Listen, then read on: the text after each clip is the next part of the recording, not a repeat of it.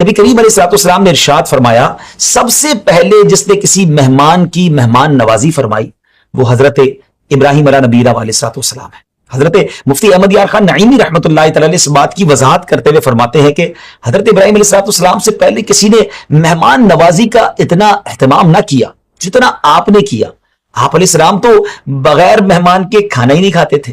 حضرت عبید بن عمیر رحمۃ اللہ تعالی فرماتے ہیں ایک دن جب حضرت ابراہیم علیہ السلام کے پاس کوئی مہمان نہ آیا تو آپ علیہ السلام مہمان کی تلاش میں نکلے، لیکن آپ نے کوئی ایسا انسان نہ پایا جسے آپ مہمان بناتے، سو آپ علیہ السلام اپنے گھر کی طرف لوٹ آئے۔ آپ علیہ السلام جب گھر پہنچے تو گھر میں ایک شخص کو کھڑے دیکھا۔ آپ علیہ السلام نے اس سے فرمایا اے بندہ خدا تجھے کس نے میرے گھر میں داخل کیا؟ اس نے جواب دیا میں اپنے رب کی اجازت سے آپ کے گھر میں داخل ہوا۔ حضرت ابراہیم علیہ السلام نے فرمایا تم کون ہو؟ عرض کی ملک الموت یعنی موت کا فرشتہ عزرائیل ہوں۔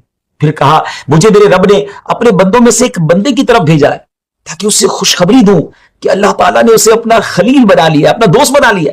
آپ علیہ السلام نے ملک الموت سے کہا مجھے بتاؤ وہ کون ہے؟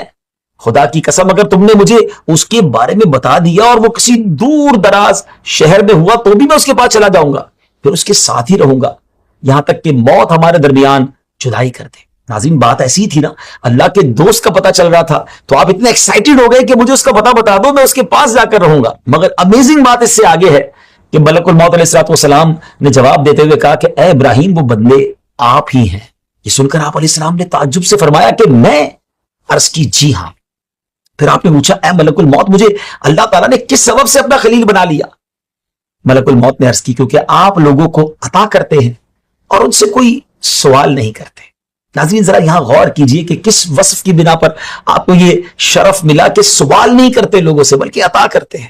ہمیں بھی سیکھنا ہے کہ دنیا والوں سے سوال نہیں کرنا، مشکل بھی آ جائے تو خوددار رہنا ہے، ہاتھ پھیلانا ہے تو رب کی بارگاہ میں پھیلانا ہے۔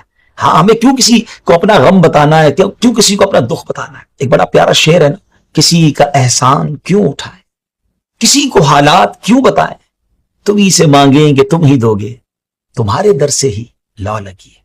اپنی مشکل اپنے رب کو بتائیں، دنیا والوں کو نہ بتائیں، اور کوشش کریں کہ ہماری وجہ سے لوگوں کو کچھ ملے۔ ہم لوگوں کی نعمتوں پر، لوگوں کے مال پر، لوگوں کی چیزوں پر نظر نہ رکھیں۔